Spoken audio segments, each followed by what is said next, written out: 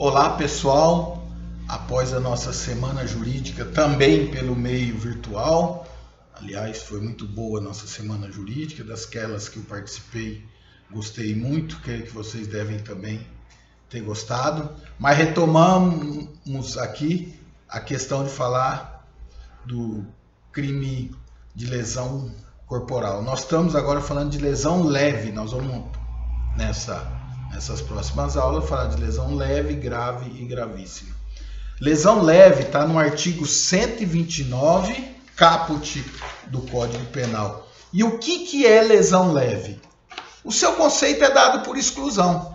O que vale dizer? O que não for lesão grave e gravíssima será então lesão leve. Portanto, para entender da lesão leve, vai ser oportuno a gente entender já sequencialmente lesão grave e gravíssima. Mas fiquem com essa ideia, o conceito de lesão, e vocês vão entender por quê. O conceito de lesão leve é por exclusão. Então nós vamos avaliar a ofensa à saúde física de alguém, se ela não for grave nem gravíssima, mas houver lesão, ela será então leve. Uma observação do artigo 129 caput, nós já devemos aprender, ele é sempre punido a título doloso. A lesão corporal, embora é chamada leve, do 129 caput, mas é lesão corporal dolosa leve. Não estamos, portanto, tratando de lesão corporal culposa, que aquela lá se dá por negligência, imprudência ou imperícia, que é outra situação. A lesão corporal, ela é qualificada do parágrafo 1º e do parágrafo 2º. A do parágrafo 1º é denominada lesão grave, a do parágrafo 2º, lógico, do artigo 129, nós tratamos da lesão corporal gravíssima. Notem bem, a legislação, a lei, fala que o parágrafo 1º e o parágrafo 2º, ambos são lesão corporal grave. Mas a doutrina houve por bem entender que a lesão corporal do parágrafo 2º é lesão corporal gravíssima. Essa denominação foi dada pela doutrina e adotado por todos os doutrinadores e por todos aqueles que tratam do assunto do direito penal em matéria de lesões corporais. Pessoal, então a lesão grave do parágrafo 1º, a lesão gravíssima do parágrafo 2º do artigo 129, são certos resultados que pela sua gravidade, aí nós passamos a chamar de lesão grave e lesão gravíssima. Grave do parágrafo 1º e gravíssima do parágrafo 2º. Exemplo, só para nós pensarmos. Eu te dou uma surra tão bem dada que você fica 30 dias sem poder exercer as suas atividades habituais. Vai incidir aonde? Artigo 129, parágrafo 1º, inciso 1. Ou seja, a surra foi tão bem dada, são certos resultados que vai ocorrer, temos outros, perigo de vida, resulta aborto, né? Aqui no caso nós estamos falando, você fica 30 dias sem poder exercer suas ocupações habituais e, portanto, vai ser denominada lesão corporal grave. Ou seja, certos resultados que ocorrem que tornam a lesão mais grave e, portanto, a pena é maior. Se observarmos lá no Código Penal, o caput, a pena é de 3 meses a 1 ano. O parágrafo 1º, para lesão corporal grave, o legislador penal resolveu elevar a pena, portanto é qualificada pena de 1 a 5 anos. E o parágrafo 2º, que a doutrina chamou de lesão corporal gravíssima, a pena já é de 2 a 8 anos. Portanto, nós podemos observar que teve tratamento diverso. Então, dependendo do resultado, qual resultado? Que a vítima sofrera, que vai definir se é lesão leve, grave ou gravíssima. Pessoal, veja bem. Se eu tenho a intenção de para ser lesão corporal tem que ser assim, eu tenho a intenção de ofender tua saúde, tua integridade física, tá certo? Mas você sofre um resultado, incapacidade para ocupações habituais. Sempre eu tenho dolo na intenção de te ferir. Agora eu preciso perquirir, indagar, se eu também tenho dolo do resultado. Se com a lesão que eu quis praticar, eu também quis que você ficasse 30 dias sem trabalhar. Ou eu quis que você ficasse incapacitado permanentemente para o trabalho, que aí é lesão corporal gravíssima. Por que eu falo? Se na lesão se na lesão eu tenho dolo, a intenção de ferir, e se o resultado ocorrer por dolo, eu tenho dolo no antecedente e dolo no consequente. Mas pode ocorrer que esse resultado ocorra por culpa. Então eu te dou uma surra bem dada e não tenho devido cuidado e você fica 30 dias sem poder exercer suas ocupações habituais. Ocorre por culpa. Então se tiver dolo no antecedente e culpa no consequente, nós estamos diante de uma lesão corporal grave, né? Eu tenho o dolo de te ferir e o dolo de te deixar você 30 dias sem trabalhar. Aí, ambos são dolosos. Eu tenho o dolo de te ferir e por culpa você fica 30 dias sem poder trabalhar. Nós estamos diante do denominado crime préter-doloso. Dolo no antecedente e culpa no consequente. Se o resultado for produzido a título de dolo ou culpa, ambos têm a mesma adequação típica. É lógico que na hora de fixar a pena,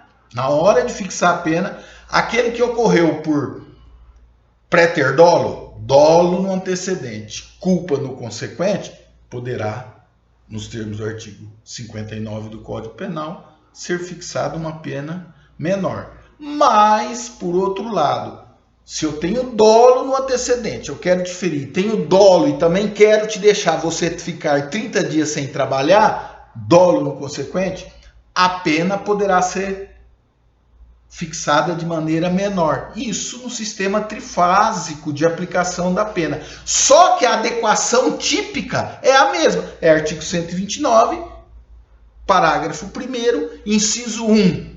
Pode ter uma pena maior ou menor, decorrente de ser dolo no consequente e culpa no consequente. Correto? Então, prestem atenção nessas denominações.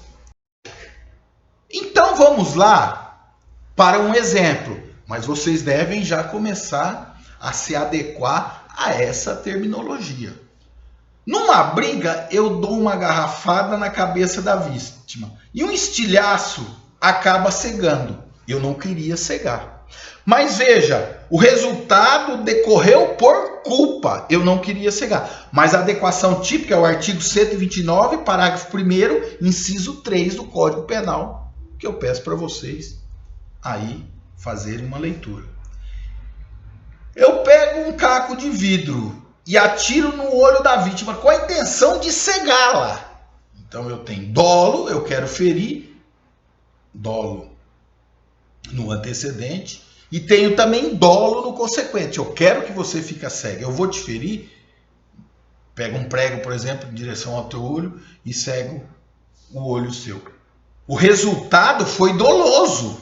No exemplo anterior, o resultado foi culposo. Aqui o resultado foi doloso. Só que a adequação típica, que é o termo correto do advogado, do terceiro anista falar, ou seja, o enquadramento legal, é o mesmo. Artigo 129, parágrafo 1º, inciso 3 do Código Penal brasileiro.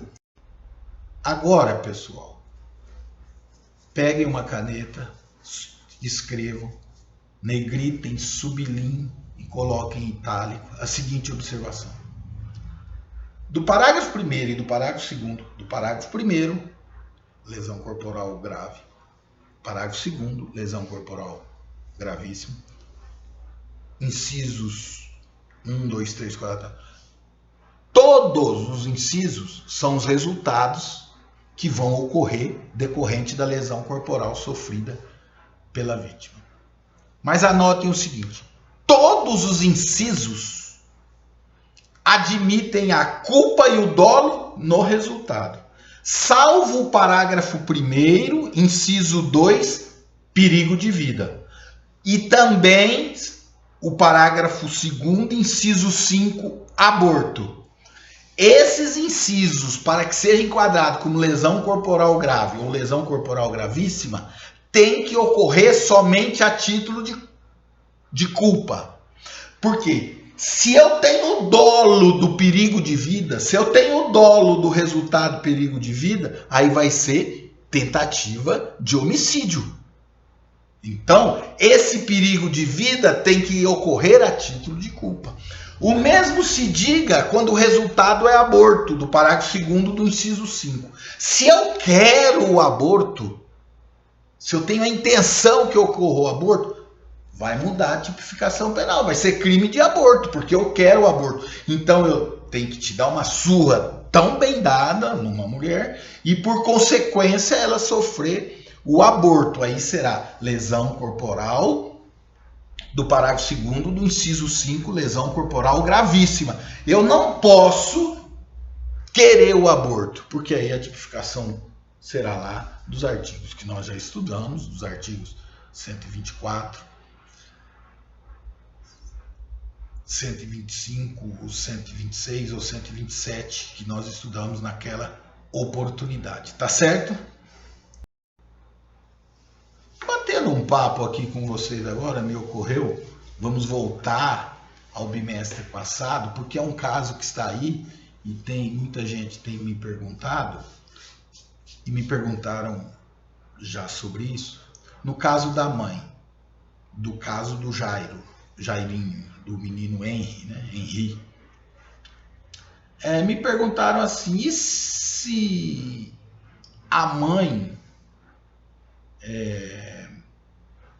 ela não participou das lesões que levaram à morte, não bateu no Henry, mas aqui, lembrem que nós estudamos, é possível o homicídio por omissão? O que nós falamos? Resposta sim, desde que o agente, no caso a mãe, tem o dever jurídico de impedir o resultado. Então, ainda que ela não tenha sido partícipe, segurado o Henry para o Jairinho bater, ou também batidos, aí como coautora também ter batido e levado à morte o Jairinho, ela, mãe, responde por homicídio por omissão.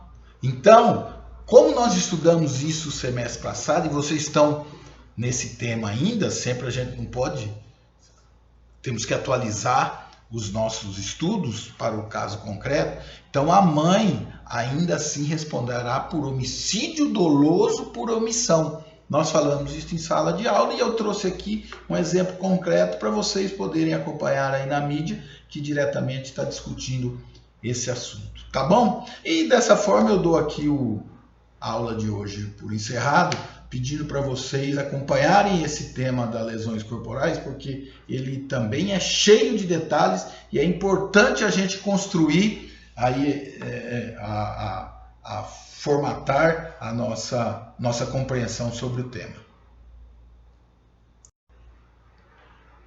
Um abraço então e até amanhã, pessoal. Estudem!